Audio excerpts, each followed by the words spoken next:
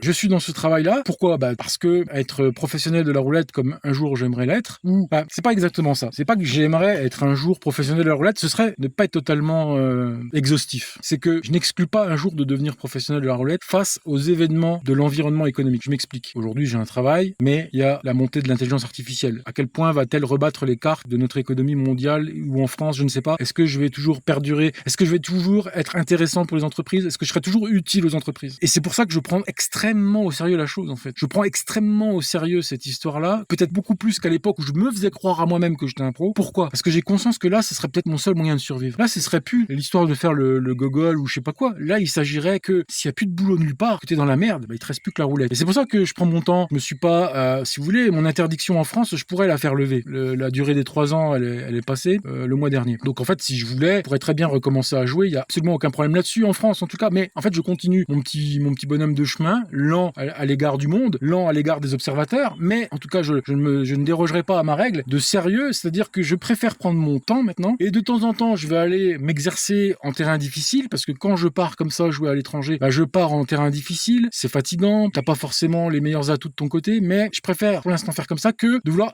précipiter le processus, alors que justement, j'ai des gens autour de moi bienveillants qui m'accompagnent au rythme que j'ai envie. Voilà, Juliette, elle m'accompagne au rythme qu'il faut. Alors pourquoi j'irais me presser à vouloir aller forcément vite